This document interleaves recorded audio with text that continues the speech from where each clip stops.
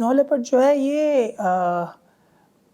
ये हर एक फोटोग्राफर जो नेचर से रिलेटेड है उनका ख्वाब है कि एक बार स्नो लेपर्ड देखेंगे, एक बार स्नो लेपर्ड की फ़ोटो खींचेंगे। और उसका रीज़न ये है कि स्नो लेपर्ड जो है इसे देखना बहुत मुश्किल हुआ करता था, है ना। इसका सबसे पहला जो तस्वीर है जो इंटरनेशनल मीडिया में देखा गया वो 1975 में खींची गई। मतलब इंसान चांद पे पहुंच गया, उसके बाद हमने पहली स्नो लेपर्ड की फोटो खींची। जो एक वैज्ञानिक है डॉक्टर जॉश शैलर, उन्होंने खींची थी और नेशनल ज्योग्राफिक ने पब्लिश की थी।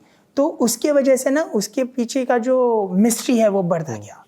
और वो रहता भी नॉर्मल जगह पे नहीं है, वो रहता है तकरीबन 3600 मीटर 3400 मीटर के ऊपर हमारे इंडिया के हिमालय में, जहाँ पे वैसे ही इंसान हमारे जो प्लेन्स में है वो रेगुलरली जाते नहीं है। और चले भी गए तो भी मेजॉरिटी ऑफ द ईयर वो स्नो लेपर्ड और उसका जो बैकग्राउंड है वो तकरीबन एक जैसा दिखता है। तो अगर आपके पास सामने होगा भी 1 किलोमीटर दूर वो या 500 मीटर दूर, तब भी वो एक पत्थर है। काफी बार लोगों को ऑफ सीजन में जो स्नो लेपर्ड दिखता है वो कोई पत्थर देख रहे होते हैं और वो पत्थर चलने लगता है, तो फिर लगता है अरे ये पत्थर नहीं है, ये तो तेंदुआ है ना। लेकिन विंटर में वो ज्यादा दिखता है क्योंकि बर्फ होती है, वो बर्फ पे चलता है तो दिखना ज्यादा हो जाता है। लेकिन जो डर है स्नो लेपर्ड का वो नहीं होना चाहिए।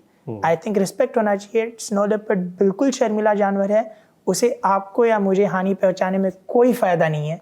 वो कभी हानि नहीं पहुंचाएगा आपको, हमें वो हमें देख के दूर से ही एक छलांग मारेगा 20 फीट की और गायब हो जाएगा।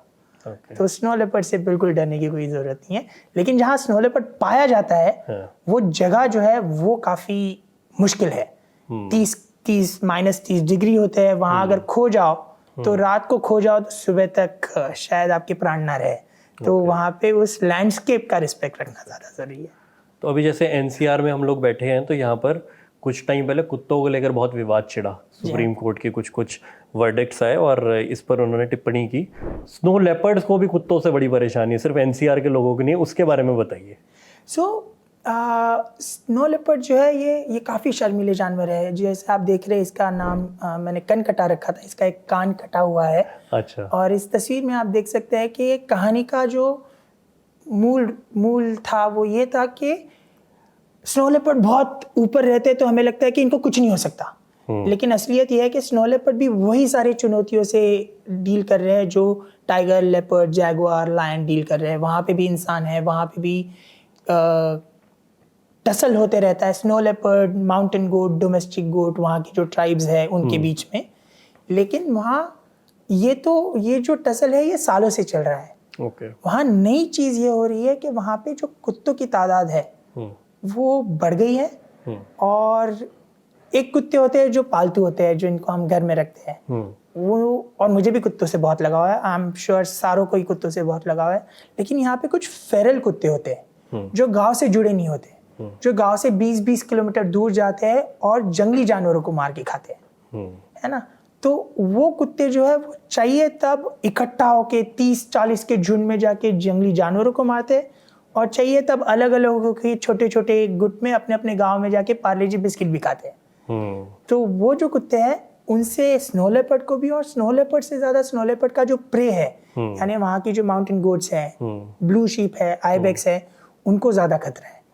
और मैं खुद इससे वाकिफ हो चुका हूँ। एक बार हम स्पीति में, हायर स्पीति में किब्बर से ऊपर वहाँ काम कर रहे थे और वहाँ हमें फ़ोन आया कि एक स्नो लेपर्ड के बच्चे के पीछे बहुत सारे फेरल कुत्ते दौड़ गए और माँ से वो अलग हो गया, वो गिर गया, वो एक आर्मी कंटोनमेंट में चला गया।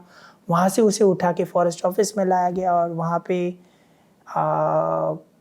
हम 3-4 लोग 2 दिन तक उसके हाथ पाँव गर्म कर रहे थे, सलाइन लगाया गया था, लेकिन उसे काफ़ी अंदरूनी चोटें लग गई थी। तो 3 दिन के बाद, मतलब लिटरली वो मेरे से गोद में था, उसने वहाँ दम तोड़ दिया।